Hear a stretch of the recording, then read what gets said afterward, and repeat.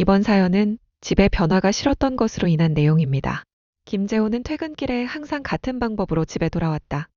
지하철 2호선 합정역에서 내려 골목 끝 편의점 앞을 지나고 은행 ATM 옆 가로수를 오른쪽으로 끼고 돌아 102동 현관 비밀번호 1-2-7-9를 누르는 것. 7년 동안 한 번도 순서를 바꾼 적이 없었다. 바꿀 이유를 느끼지 못했다. 어제와 똑같은 오늘이 재호에게는 가장 편안한 하루였다.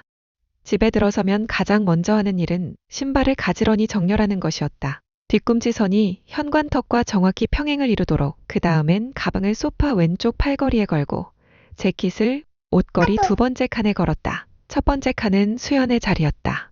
세 번째부터는 계절옷들이 두께 순으로 걸려 있었다. 재호가 직접 정리한 순서였고 수연은 처음엔 그 순서를 자꾸 헷갈려 했지만 어느 순간부터 그냥 외워버렸다. 그 어느 순간이 언제였는지 수연 자신도 기억하지 못했다. 두 사람이 처음 만난 건 회사 워크숍이었다. 재호는 기획팀, 수연은 디자인팀이었다. 조별과제에서 같은 조가 됐고 재호는 발표 자료를 혼자 밤새 다시 만들어 왔다. 수연이 만든 디자인을 버리고 이유를 묻자 재호는 당황한 얼굴로 말했다. 글씨 크기가 슬라이드마다 달랐어요. 제목은 28PT, 24PT, 26PT가 섞여 있었고 여백도 일정하지 않았어요. 저는 그걸 보면 발표에 집중이 안 돼서. 수연은 잠시 그를 바라보다가 웃었다. 미쳤네. 죄송해요. 아니, 나쁜 뜻이 아니에요. 그냥 신기해서. 그 웃음이 시작이었다. 재호는 자기를 이상하게 보지 않는 사람을 처음 만난 것 같았고 수연은 이렇게까지 꼼꼼한 사람을 처음 본 것 같았다. 둘 다 착각이었는지도 모른다. 하지만 착각은 꽤 오래 갔다. 연애 2년, 결혼까지. 재호의 버릇이 본격적으로 드러난 건 함께 살기 시작하면서였다. 처음엔 정말 사소했다. 냉장고 문을 열 때마다 안을 사진으로 찍어두는 것. 수연은 처음에 그걸 보고 물었다. 왜 찍어요? 달라지면 알아야 하니까. 뭐가 달라져요, 냉장고가? 식재료가 줄거나 자리가 바뀌거나 하잖아요. 수연은 그게 그냥 재호의 특이한 습관이라고 생각했다. 결벽증 같은 것. 일상에 지장을 줄 정도는 아니었다. 오히려 집이 항상 깔끔하게 유지됐고 뭐가 어디 있는지 재호에게 물으면 즉시 답이 나왔다. 처음엔 그게 편했다.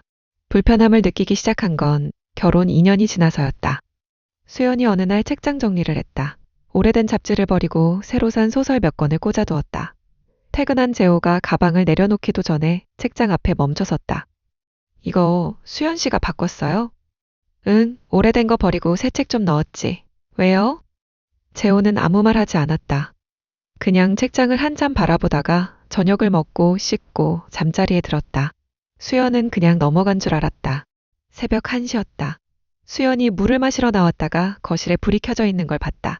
재호가 책장 앞에 서서 책의 순서를 하나하나 다시 맞추고 있었다. 버려진 잡지들이 어디 있었는지를 기억으로 복원하려는 듯 빈자리를 다른 책으로 채웠다 빼기를 반복했다. 재호 씨? 미안해요. 곧 자려고. 수연은 물을 따르지 않고 그냥 방으로 돌아갔다. 문을 닫고 이불 속에 누워서 한참을 눈을 뜨고 있었다. 뭔가 묘한 기분이었다. 무섭다기보다는 이 사람이 낯설다는 느낌. 그 느낌은 그날 이후로 사라지지 않았다. 상담사를 처음 찾아간 건 수연이었다. 혼자서. 남편이 집안의 모든 걸 통제하려고 해요. 물건 위치가 바뀌면 잠을 못 자요. 저는 눈치가 보여서 뭘 마음대로 못해요. 우리 집인데. 상담사는 메모를 하면서 들었다. 남편분이 직접 상담을 받아보신 적은요? 없어요. 본인은 이상하다고 생각 안 하거든요. 같이 오실 수 있을까요? 수연은 재호를 설득하는데 3달이 걸렸다. 재호는 처음에는 단호하게 거부했다. 자신에게 문제가 있다고 인정하는 것 자체를 받아들이지 못했다. 하지만 수연이 어느 날 밤 조용히 말했다. 나 요즘 집에 있는 게 불편해요. 그 말에 재호가 처음으로 흔들렸다. 상담은 3번 갔다. 상담사는 통제 강박이라는 말을 썼다. 세상이 예측 불가능하다는 깊은 불안이 공간을 통제하는 방식으로 표출되는 것이라고 했다. 어린 시절의 경험을 물었다. 재호는 아버지가 일을 잃고 갑자기 짐을 싸서 나간 날을 기억한다고 했다. 12살이었다. 학교에서 돌아왔을 때 아버지의 신발이 없었다. 아무 예고도 없이. 세상이 모르는 사이에 바뀌어 있었다. 상담사는 고개를 끄덕였다. 4번째 예약은 재호가 스스로 취소했다. 이유를 묻자 짧게 말했다. 거기 가면 뭔가 무너지는 것 같아서요. 수연은 그 말을 듣고 아무 말도 하지 못했다. 화가 난 게 아니었다. 그 말이 이해가 됐다. 그래서 더 슬펐다. 결혼 5년 차 봄, 수연은 거실에 화분 하나를 새로 들였다. 몬스테라였다. 식물을 키우고 싶었다. 뭔가 자기 손으로 가꾸는 게 있으면 좋겠다고 생각했다. 집에서 자기 의지로 무언가를 할 수 있다는 감각이 필요했다. 재호는 화분이 들어온 날 한참 그것을 바라봤지만 아무 말 하지 않았다. 수연은 안도했다. 그가 받아들이는 거라고 생각했다. 그런데 한 달쯤 지나 수연이 몬스테라를 베란다로 옮겼다. 햇빛이 더 잘 드는 쪽이라 식물에게 좋을 것 같아서였다. 퇴근한 재호가 현관을 들어서자마자 걸음을 멈췄다. 화분. 응, 베란다로 옮겼어. 햇빛이 더 잘 들거든요. 거실에 있던 건데. 거실보다 베란다가 식물한테 더 좋잖아요. 재호는 코트도 벗지 않은 채 베란다로 나가 화분을 봤다. 수연은 저녁을 차리면서 그를 힐끗 봤다. 그는 화분 앞에 꽤 오래 서 있었다. 그러다 들어왔다. 저녁을 먹었다. 별말이 없었다. 새벽이었다. 수연이 잠결에 소리를 들었다. 베란다 문 열리는 소리. 잠시 후 거실에 무언가 놓이는 소리. 그녀는 눈을 떴다. 나가보지 않아도 알 수 있었다. 화분이 다시 거실로 돌아온 것이다. 수연은 천장을 바라봤다. 눈물이 났다. 화분 때문이 아니었다. 자신이 옮긴 화분이 밤새 원래 자리로 돌아온 그 사실 때문만도 아니었다. 그냥 이 집에서 자기가 무언가를 결정할 수 없다는 것이, 그것이 악의 없이 벌어진다는 것이, 그래서 화도 제대로 낼 수 없다는 것이, 그 모든 것이 한꺼번에 밀려왔다. 수연이 친정의 짐을 조금씩 옮기기 시작한 건 그 봄이 지나서였다. 처음엔 오래된 책 몇 권이었다. 그 다음엔 자주 입지 않는 옷. 그 다음엔 좋아하는 머그컵 하나, 한 번에 많이 가져가지 않았다. 티나지 않게. 사실은 티가 나기를 원하지 않은 게 아니라 재호가 알아채도 뭐라고 설명할 자신이 없었다. 재호는 알아챘다. 매일 찍어두는 사진에 변화가 보였으니까.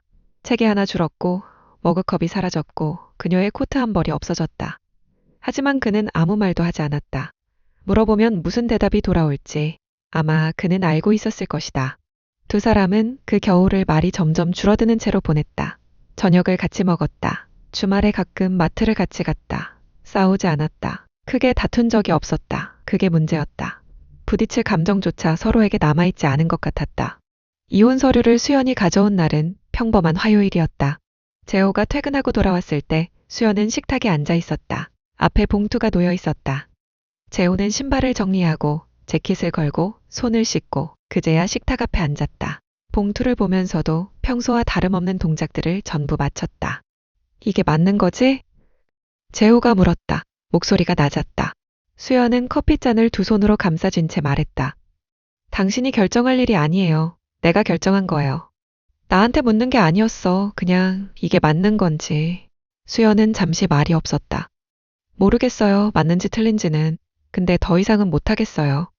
재호도 말이 없었다. 봉투를 앞에 두고 두 사람은 한동안 그냥 앉아 있었다. 창밖으로 저녁바람이 지나가는 소리가 들렸다. 치료받으면 안 돼요? 수연이 먼저 물었다. 마지막이라는 걸 스스로 알면서 하는 질문이었다. 받을게. 재호의 대답은 빨랐다. 수연은 그 속도에 오히려 마음이 무거워졌다. 너무 늦게 나온 대답이었다. 아니, 어쩌면 지금 이 순간이 아니었다면 영영 나오지 않았을 대답이기도 했다. 재호 씨, 응. 나는 당신을 오래 기다렸어요. 당신이 스스로 깨닫기를. 내가 힘들다는 걸 알아주기를. 근데 당신은 내가 짐을 빼낼 때도 먼저 묻지 않았잖아요. 재호는 눈을 감았다. 알았어. 알면서 왜 아무 말도 안 했어요? 물어보면 떠난다고 할 것 같아서. 수연은 그 말을 듣고 긴 숨을 내쉬었다. 처음으로 그의 마음이 보이는 것 같았다. 하지만 그 마음이 보인다고 해서 다시 돌아갈 수 있는 건 아니었다. 사람의 마음이 꼭 그렇게 작동하진 않는다는 걸 수연은 지난 몇 년 동안 배웠다. 그녀는 천천히 봉투를 재호 쪽으로 밀었다. 서명란 거기 있어요. 재호는 봉투를 바라봤다. 오래, 마치 그것도 사진으로 찍어두려는 것처럼. 그리고 펜을 집어들었다. 서명을 마친 후 재호는 자리에서 일어나 베란다로 나갔다. 몬스테라가 거기 있었다. 수연이 언젠가부터 다시 베란다로 옮겨놓은 것을 재호는 그때부터 더 이상 거실로 가져오지 않았다. 그는 화분 앞에 서서 잎사귀를 가만히 들여다봤다. 새 잎이 하나 나와 있었다. 아직 연초록 빛이었다. 수연이 베란다 문가에 서서 그를 바라봤다.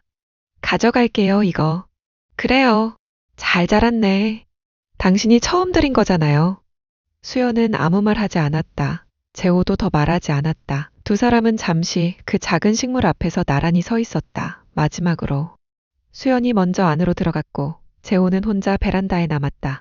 바람이 살짝 불어 몬스테라 잎이 흔들렸다. 재호는 그것을 바라봤다. 달라진 것들을 사진으로 찍어두는 버릇이 있었지만 그날 밤은 핸드폰을 꺼내지 않았다.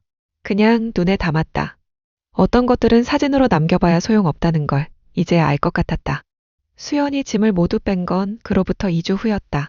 재호는 그날 일부러 늦게 들어왔다. 빈 옷걸이 칸들을 보지 않으려고. 하지만 현관에 들어서는 순간 집안의 공기가 달라진 게 느껴졌다. 무게가 줄어든 것 같은, 조용함의 결이 달라진 것 같은.